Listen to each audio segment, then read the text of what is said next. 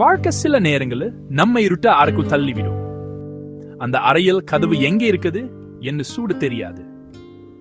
அப்படி ஒரு இருட்டு தான் ரத்னா இருந்தார். அவரது கண்கள் எப்போதும் கலங்கியே இருந்தன. அவரது முகம் வாடி போன சூவை போல சோகமாயிருந்தது. அவருக்கு ஒரு மகள் இருந்தால், பெயர் சங்கீதா. சங்கீதா பிறவியிலேயே பேச முடியாதவள். அவளை அம்மா என கூட அழைக்க முடியாது. தன் மகளின் நிலையை நினைச்சு ரத்னா ஒவ்வொரு நாளும் கண்ணீர் வடிச்சார். அவளுடைய மம்னம் அந்த வீடு முழுவதும் பரவி ஒருவித சோகத்தை நிரப்பி இருந்தது. அந்த மம்னம் ரத்னாவின் தியத்தை ஒரு பாறாங்கல் போல அழுத்தி கொண்டிருந்தது. ரத்னாவின் கணவர் ஒரு நல்ல மனிதர். ஆனால் அவருக்கும் வாழ்க்கை சுலபமா இல்லை. அவர் வேலை செய்துட்டு இருந்த கம்பெனி திடீர்னு மூடப்பட்டது. வேலை போனதா வருமானம் நின்று போனது. என்ன செய்வதுன்னு தெரியாமல் அவர் திகைச்சு நின்றார். தன் மனைவியின் துக்கத்தை போக்கவோ மகளுக்கு நல்ல வைத்தியம் பார்க்கவோ அவரிடம் பணம் இல்லை. ஒவ்வொரு நாளும் வேலை தேடி அலைந்துவிட்டு மாலையில சோர்ந்து போய் வீட்டுக்கு வருவார். தன் குடும்பத்தின் நிலையை நினைச்சு அவர் உள்ளுக்குள் அழுதார். வெளியே காட்டிக்கொள்ளாமல் எல்லாம் சரியாகிவிடும் என்ன மனைவியக்கு ஆறுதல் சொல்வார். ஆனா அந்த வார்த்தைகளை அவருக்கே நம்பிக்கை இல்லை. சங்கீதாவுக்கு 6 வயது. மற்ற குழந்தைகள் ஓடி ஆடி விளையாடும் போது அவள் மட்டும் ஒரு ஓரமாக உட்கார்ந்திருப்பாள். அவளுடைய கண்களில் 1000 கேள்விகள் இருக்கும். ஆனால் அது கேட்க அவளுக்கு வார்த்தைகள் இல்லை. தன் அம்மா ஏன் எப்போதும் அழுதுட்டே இருக்கிறார் என்று அவளுக்கு புரியவில்லை. அப்பா ஏன் சோகமாயிருக்கிறார் என்னும் தெரியவில்லை. அவள் தன் சின்னஞ்சு கைகளா அம்மாவின் கண்ணீரை தொடுத்து விடுவார். அந்த ஸ்பிரிசத்தில் 1000 வார்த்தைகள் இருந்தன. தன் மகளின் அன்பை நினைச்சு ரத்னா இன்னும் அதிகமாக அழுவார். அந்த வீட்டில சிரிப்பு சத்தம் கேட்டு பல மாதங்கள் ஆகிவிட்டது. ஒரு ஞாயிறவு சங்கீதா தூங்கிக்கிருந்தார். ரத்னாவும் அவர் கணவரும் பேசிக்கிட்டு இருந்தார்கள். நமக்கு ஏன் இப்படி எல்லாம் நடக்குது? என்ன பாவம் செய்தோம்? என்ன ரத்னா அழுதார். எல்லாம் சரியாகிடும் ரத்னா, நம்பிக்கை வைன அவர் கணவர் சொன்னார். ஆனால் அந்த நம்பிக்கை எங்கே இருந்திருவருமேக்குமே தெரியவில்லை. வாழ்க்கை அவர்களை ஒரு மூலையில தள்ளி நிறுத்தியது போல உணர்ந்தாங்க. பிரச்சனைகள் மலை போல வருந்து கொண்டே சென்றன. அந்த மலை எப்படி கடப்பது என்று தெரியாமல் தவித்தாக. அது ஒரு முடிவில்லாத இரவா அவருக்கு தோன்றியது. இந்த ரத்னாவின் கதை மட்டுமல்ல, இது கிருஷ்ணமூர்த்தியின் கதையும் கூட. கிருஷ்ணமூர்த்தி ரத்னாவின் அண்ணன். சிறு வயதில் இருவரும் ஒன்றாவே வளர்ந்தாங்க. அவர்கள் உறவு அண்ணன் தங்க உறவை தாண்டியது. அவர் சிறந்த நண்பர்களா இருந்தார்கள். கிருஷ்ணமூர்த்திக்கு ரத்னா என்ன உயிர். ரத்னாவுக்கு ஏதாவது சிறிய காயம் ஏற்பட்டா சூட கிருஷ்ணமூர்த்தி துடிச்சு போவார். ரத்னா கேட்கும் முன்பே அவளுக்கு பிடித்ததை வாங்கி கொடுப்பார். அவரை இருவரும் ஒன்னா விளையாடி ஒன்னா படிச்சு ஒன்னாவே வளர்ந்தார்கள். அவர்களுடைய பாய காலம் மகிழ்ச்சியா இருந்தது. கிருஷ்ணமூர்த்தி மிகவும் அன்பானவர். எல்லோரும் கனிவா பாடுவார். படிப்பிலும் கெட்டிக்கார். ஆனால் அவருக்கு சிறு வயதிலிருந்தே ஆன்மீகத்தில் அதிக ஈடுபாடு இருந்தது. குறிப்பா காஞ்சி மகா பெரியவான் மீது அவருக்கு மிகுந்த பக்தி இருந்தது. பெரியவாளின் படத்தை பார்த்தாலே கைகளை சூப்பி வணங்குவார். அவருடைய எளிமையான வாழ்க்கை, தெய்வீக பேச்சு எல்லாம் கிருஷ்ணமூர்த்தியை மிகவும் கவர்ந்தன். பெரியவாளை ஒரு முறையாவது நேரில் பார்த்துவிட வேண்டும் என்பது அவருடைய பெரிய கனவா இருந்தது. தன் தங்க ரத்னாவிடமும் பெரியவாளின் மகிமைகளை பற்றி அடிக்கடி சொல்வார். காலம் ஓடியது. கிருஷ்ணமூர்த்தி வளர்ந்து பெரியவரானார். அவருக்கு திருமணம் ஆனது. பொறுப்புகள் அதிகரிச்சன. ஆனா அவருடைய பக்தி மட்டும் குறையவே இல்லை. வேலை, குடும்பம் எண்ணி எவ்வளவு இருந்தாலும் தினமும் பூஜை செய்ய தவற மாட்டார். அவருடைய வாழ்க்கையில் பெரியவாளின் அருள் எப்போதும் துணை நிற்கும்னு அவர் உறுதியா நம்பினார். தன் தங்கை ரத்னாவுக்கும் நல்ல வாழ்க்கை அமைய வேண்டும் எண்ணி அவர் தினமும் வேண்டிக் கொள்வார். ரத்னாவின் திருமணம் நடந்த போது உலகிலேயே அதிக மகிழ்ச்சி அடைந்தவர் அவர்தான். தன் தங்கை சந்தோஷமா வாழ்போரா என அவர் மனதார நம்பினார். ஆனா விதி வேறு மாதிரி திட்டமிட்டிருந்தது. ரத்னாவின் திருமணத்துக்கு பிறகு கிருஷ்ணமூர்த்திக்கும் அவளுக்கும் இடையே தூரம் அதிகமானது. அவரவர் குடும்பம் அவரவர் பிரச்சனையினான பிறகு பேசிக்கொள்ளும் நேரம் குறைந்தது. ரத்னாவுக்கு இவ்வளவு பெரிய கஷ்டம் இருப்பது கிருஷ்ணமூர்த்திக்கும் முதல்ல தெரியாது. அவளும் தன் அண்ணனுக்கு தொல்லை கொடுக்க வேண்டாம் என எதையும் சொல்லல. ஆனால் தங் படும் துயரம் அண்ணனுக்கு தெரியாம போயிடுமா என்ன? ரத்னாவின் சோகமான குரலே பொன் கேட்க போதே கிருஷ்ணமூர்த்தி மன கலங்கியது. ஏதோ சரியில்லை என்பதை அவர் உணர்ந்துட்டார். கிருஷ்ணமூர்த்தியின் வாழ்க்கை வெளியிலிருந்து பார்ப்பதற்கு நன்னாதான் இருந்தது.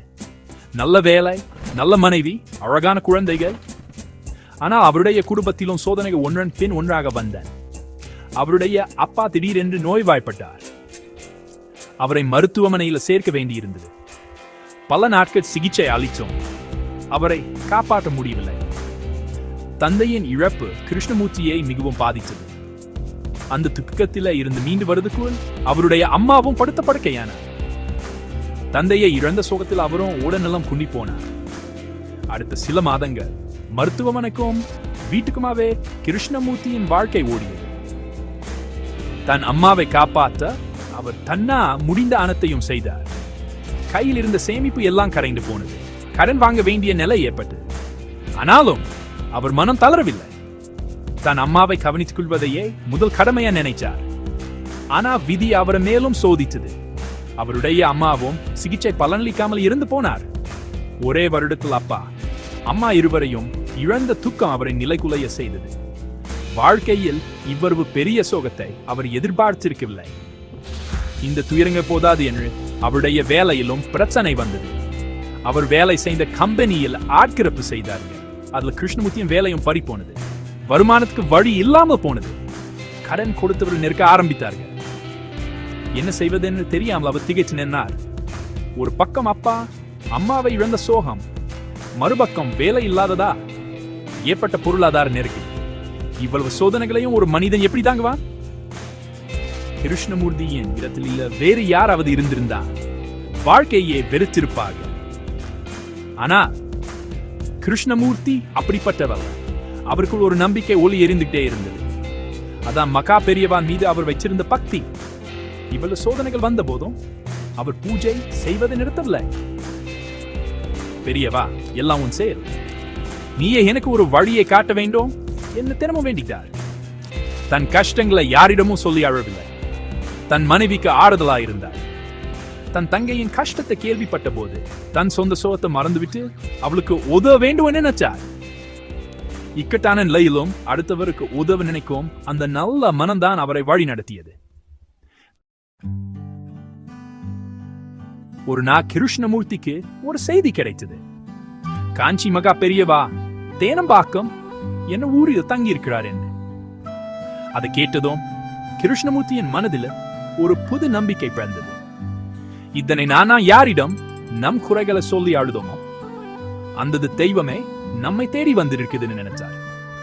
தன் எல்லா பிரச்சனைகளுக்கும் தீர்வு பெரியவாளின் தரிசனத்து தான் இருக்குது என்று அவர் உறுதியை நம்பினார். உடனே தன் தங்கை ரத்னாவை தோடப்பட்டார். ரத்னா, நீ கவலைப்படாதே, நாம் பெரியவாளை பார்க்க போகிறோம். அவர் நம் கஷ்டங்களை தீர்த்து வைப்பார்.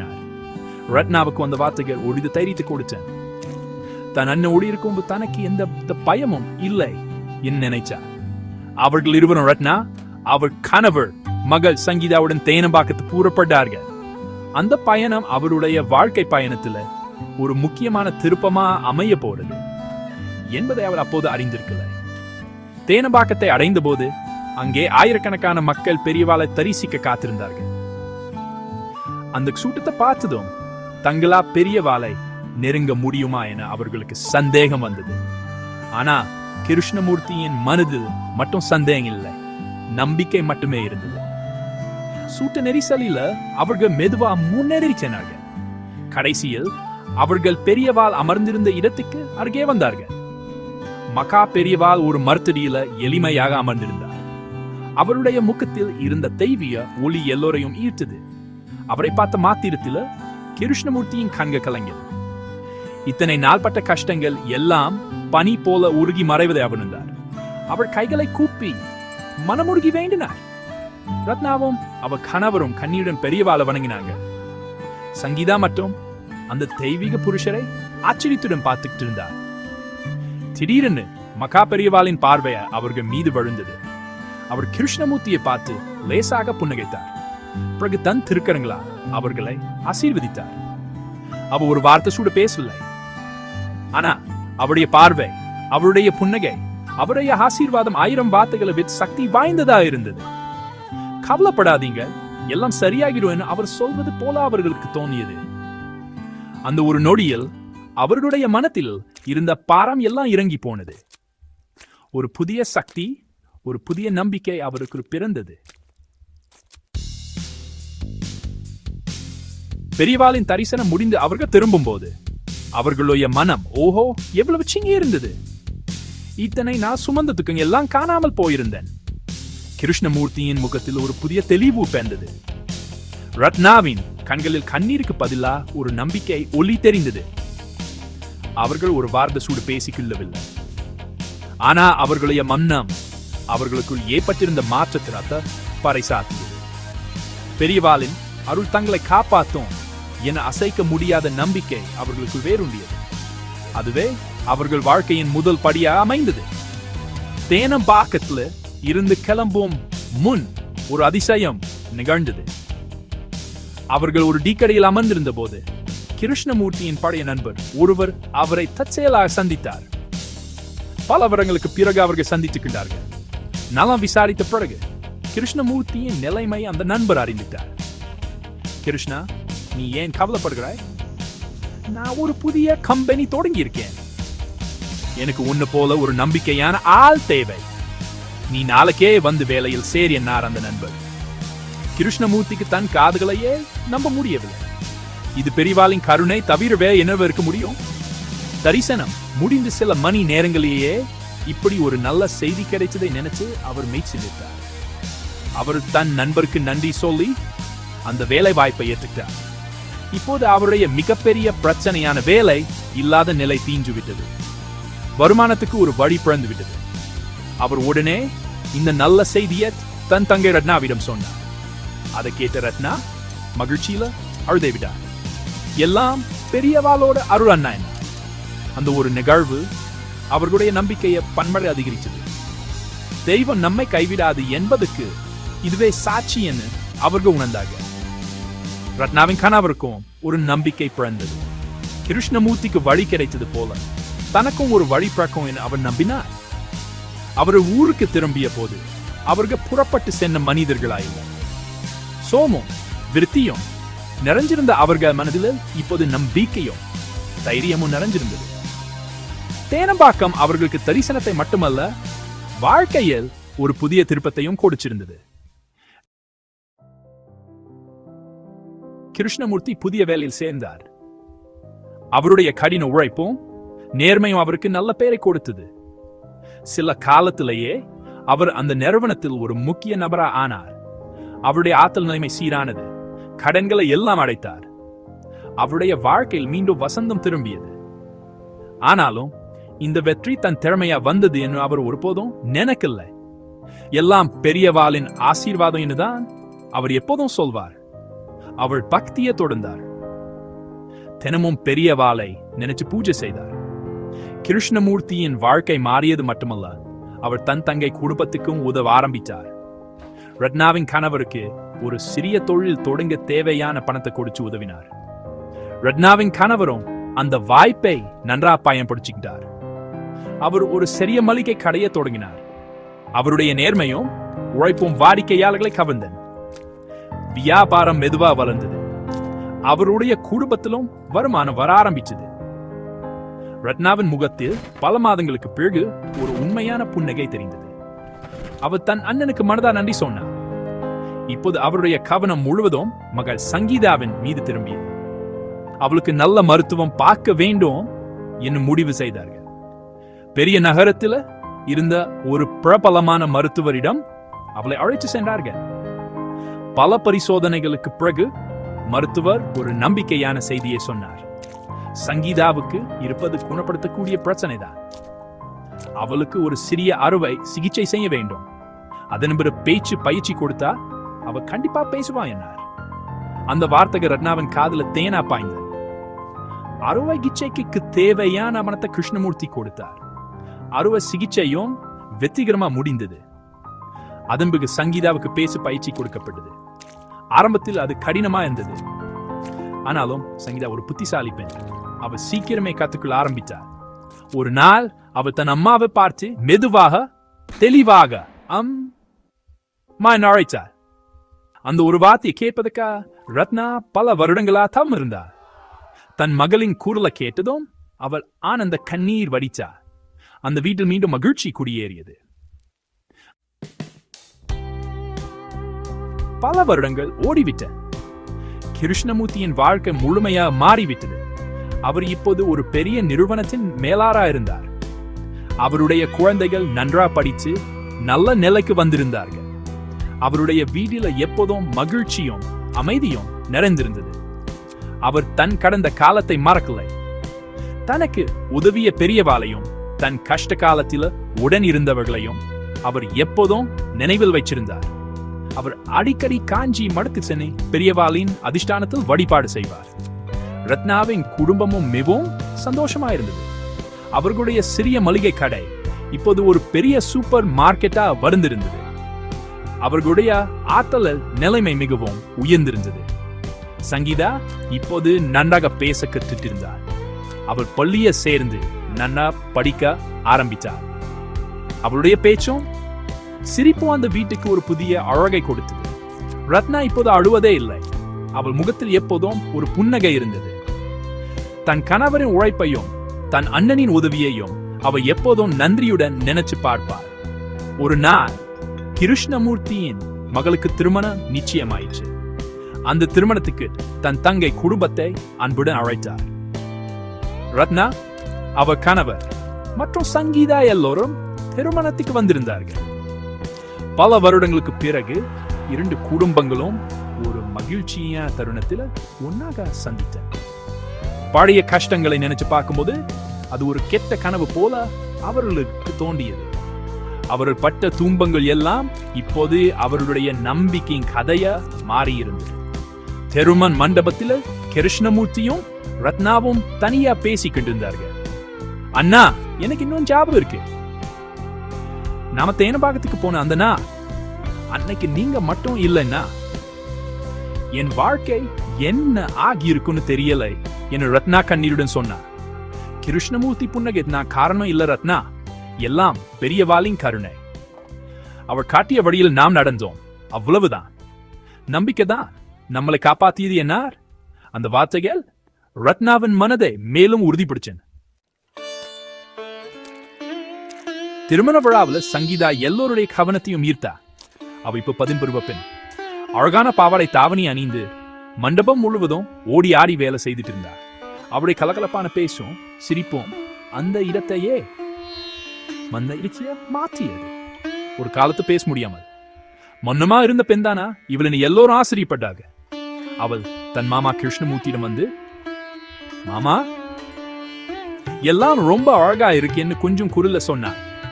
அந்த வார்த்தைகள் கேட்ட கிருஷ்ணமூர்த்திக்கு கண்கள் கலங்கின. அவர் சங்கீதாவின் தலையை அம்புட வருடினார். எல்லாம் உனக்காத்தான் கண்ணம்மா, நீ சந்தோஷமா இருக்கணும் என்ன. சங்கீதா சிரிச்சுக்கிட்டே, நான் ரொம்ப சந்தோஷமா இருக்கேன் மாமா. அம்மா அப்பா கூட ரொம்ப சந்தோஷமா இருக்காங்க. முதல்ல அம்மா எப்பவும் அழுதுட்டே இருப்பாங்க, இப்போ சிரிக்கிறாங்க. எல்லாம் உங்களாலதான் மாமா என்ன. கிருஷ்ணமூர்த்திக்கு வார்த்தைகள் வரவில்லை. தன் தங்கையின் மகள் இப்படி மகிழ்ச்சியா பேசுவதை பார்ப்பதை விட பெரிய சந்தோஷம் அவருக்கு என்ன இருக்க முடியும்? இது பெரியவா அவர்களுக்கு கொடுத்த மிகப்பெரிய பரிசு என அவர் நினைச்சார். விழாவின் ஒரு பகுதியா சங்கீதாவை பாட சொன்னார்கள். முதல்ல கொஞ்சம் தயங்கினாலும் பிறகு அவள் ஆரம்பிச்சார். அவள் மக்கா பெரியவான் மீது ஒரு 10 பாடல பாடினார். அவளுடைய குறுமுகம் இனிமையாக இருந்தது. அவள் பாடிய போது மண்டமே அமைதியானது. எல்லோரும் அவளுடைய பாடல்கள் மெய்மறந்து போனாங்க. ரத்னாவும் அவள் கணவரும் தங்க மகளை பெருமையிடம் பார்த்தார்கள். அவர்களுடைய கண்களில் ஆனந்த கண்ணீர் வடிந்தது. ஒரு காலத்தில் மௌனமாக இருந்த தங்கள் மகள் இந்த தெய்வீக பாடல பாடுவதை அவர் நம்பவே முடியல. பாட முடிந்ததும் எல்லோரும் எழுந்து நின்று கைதட்டினார்கள். கிருஷ்ணமூர்த்தி மேடைக்கு சென்று சங்கீதாவை கட்டி பிடிச்சுக்கிட்டார். ரொம்ப நல்லா பாடின செல்லம் என்ன. அந்த நிகழ்வு அவர்களுடைய வாழ்க்கையில் ஒரு மைல்கல்லா அமைந்தது. சோக மேகங்கள் முழுமையா கலைந்து மகிழ்ச்சி என்னும் சூரியன் பிரகாசமா ஒளி வீசியது. சங்கீதாவின் சிரிப்பும் பாடலும் அவர்களுடைய கண்ட கால துயரங்களை எல்லாம் துடைச்செறிந்த நம்பிக்கை இருந்தா வாழ்க்கையில எதுவும் சாத்தியம் என்பதற்கு அவர்களுடைய வாழ்க்கையே ஒரு உயர்ந்த உதாரணமா வங்கியது. கிருஷ்ணமூர்த்தி மற்றும் ரத்னாவின் கதை ஒரு சாதாரண கதை, அது நம்பிக்கையின் கதை. சத்குருவின் அருளின் மீது அசைக்க முடியாத நம்பிக்கை வைத்தார். எவ்வளவு பெரிய சோதனைகளையும் கடந்து வரலாம் என்பதற்கு இந்த கதை ஒரு சாட்சி. வாழ்க்கை நம்மை புரட்டி போடும்போது நாம் துவண்டுவிடக் கூடாது. பெரியவரின் வழிகாட்டுதல், மன உறுதி, குடும்பத்தின் துணை, எல்லாருக்கும் மேலா இறைவனின் மீது வைக்கும் நம்பிக்கை ஆக்கியவை நம்ம படகு போல கரை சேர்க்கும். கிருஷ்ணமூர்த்தியின் வாழ்க்கையில் நடந்ததும் அதுதான். அவர் தன் நம்பிக்கை மற்றும் கைவிடவே இல்லை. பெரியவாளின் ஆசீர்வாதம் என்பது ஒரு மந்திரக்கோள் போல உடனே எல்லாத்தையும் மாற்றிவிடாது. அது நம்மனத்தில் ஒரு நம்பிக்கையை விதைக்கும். அந்த நம்பிக்கையின் துணையுடன் நாம் முயற்சி செய்யும் போது வெற்றி தானாகவே நம்ம தேடி வரும். கிருஷ்ணமூர்த்திக்கு வேலை கிடைச்சது பெரியவாளின் அருளாதான். ஆனாலும் அந்த வேலையில அவர் தன் கடின உழைப்பை கொடுத்தார். ரத்னாவின் கணவருக்கு தொழில் தொடங்க வழி கிடைச்சது. ஆனா அந்த தொழிலை அவர் தன் நேர்மையா வளர்த்தெடுத்தார். சத்குருவின் அருள் என்பது ஒரு வாய்ப்பு. அந்த வாய்ப்பை பயன்படுத்திக் கொள்வது நம் கைகளில் தான் இருக்குது. இன்னும் கிருஷ்ணமூர்த்தியின் குடும்பமும் ரத்னாவின் குடும்பமும் மகிழ்ச்சியா இருக்கிறாங்க. அவர் தங்கள் காலத்தை மறக்கவில்லை. அந்த துன்பங்க தான் தங்களுக்கு வாழ்க்கையின் மதிப்பையும் நம்பிக்கையின் சக்தியையும் கற்றுக்கொடுத்தது என அவர் நம்புறாங்க. அவர்கள் தங்க குழந்தைகளுக்கு இந்த கதையை சொல்கிறாங்க. எவ்வளவு கஷ்டம் வந்தாலும் நம்பிக்கையை மட்டும் இழக்க கூடாது என்று போதிக்கிறாங்க. மகா பெரிவாளின் கருணை என்னும் சங்கராமிர்தம் தங்கள் குடும்பத்தை எப்போதும் காக்கும் அவங்க உறுதியா நம்புறார்கள். இந்த கதை நமக்கு சொல்வது ஒன்றே ஒண்ணுதான். வாழ்க்கை எவ்வளவு கடினமா இருந்தாலும் நம்பிக்கையுடன் இருங்க. உங்க சத்குருவின் மீது முழுமையான நம்பிக்கை வையுங்க. உங்க முயற்சிகளை நேர்மையாக செய்யுங்க. அப்போது உங்க வாழ்க்கையிலும் அதிசயங்க நிகழும். இருண்ட வானத்துல நட்சத்திரம் போல நம்பிக்கை உங்களுக்கு வழிகாட்டும். கிருஷ்ணமூர்த்திக்கும் ரத்னாவுக்கும் சங்கீதாவுக்கும் வழிகாட்டிய அந்த தெய்வீக ஒளி உங்களுக்கும் நிச்சயம் வழிகாட்டும். சங்கராமிர்தம் என்னும் அந்த தெய்வீக தேன் இன்னும் வத்தாது.